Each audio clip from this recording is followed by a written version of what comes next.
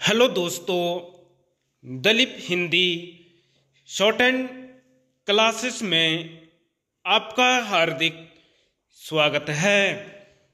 दोस्तों, आज की डिक्टेशन दैनिक जागरण की संपादकीय डिक्टेशन है। डिक्टेशन की गति 60 शब्द प्रति मिनट होगी। डिक्टेशन स्टार्ट करते हैं 5 सेकंड बाद।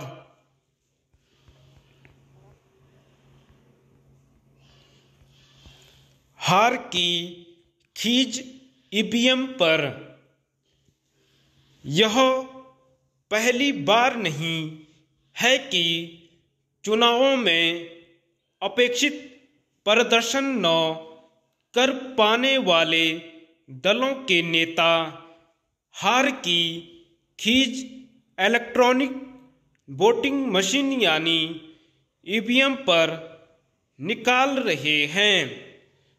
विडंबना यह है कि यह काम चुटभइये नेताओं के साथ कुछ बड़े नेता भी कर रहे हैं, जैसे कि कांग्रेस के वरिष्ठ नेता दिग्विजय सिंह।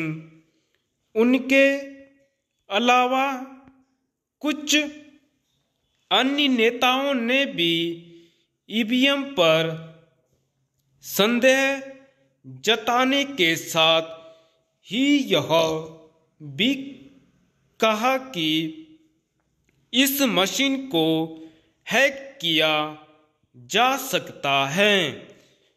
जो भी यह अनर्गल आरोप लगा रहे हैं, वे यह स्पष्ट कर पाने में नाकाम हैं कि आखिर ईवीएम को हैक कैसे किया जा सकता है। हार का टिकरा ईवीएम पर फोड़ रहे नेता और विशेष रूप से कांग्रेस के नेता वास्तव में अपनी फजीयत ही करा रहे हैं, क्योंकि देश में ईवीएम का उपयोग तब प्रारंभ किया गया था जब केंद्र में उनकी ही सरकार थी। दिग्विजय सिंह को बताना चाहिए कि यदि ईवीएम की वजह से मध्य प्रदेश में कांग्रेस हार गई तो फिर उनके बेटे जयवर्धन सिंह चुनाव कैसे जीत गए। एक प्रश्न यह भी है कि आखिर कांग्रेस ने तेलंगाना में शानदार जीत कैसे प्राप्त की।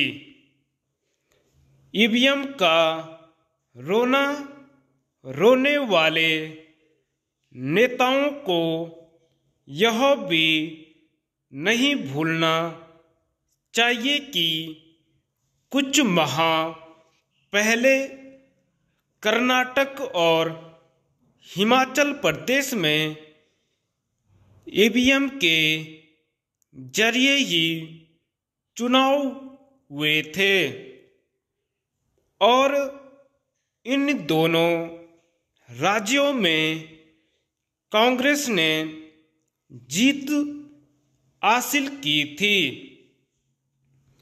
इससे विचित्र एवं हास्यास्पद और कुछ नहीं हो सकता कि जब विरोधी दल जीत जाएं तो ईवीएम पर मौन साध लें और जब हार जाएं तो उस पर दोष मढ़ने लगें। निसंदेह हारे हुए नेता ईवीएम पर दोष इसलिए मढ़ते हैं ताकि अपनी पराजय के मूल कारणों को लेकर जनता का ध्यान भड़का सके और उसे बरगला सकें।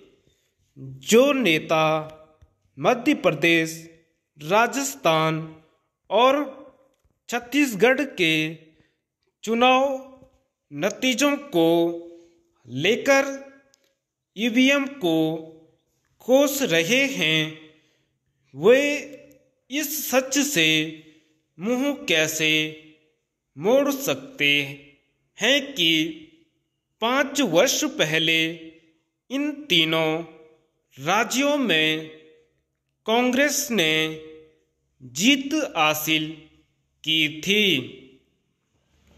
क्या वे यह कहना चाहते हैं कि तब ईवीएम ने ठीक काम किया था, लेकिन इस बार उसमें छेड़छाड़ हो गई? क्या इससे बेतुकी बात और कोई हो सकती है?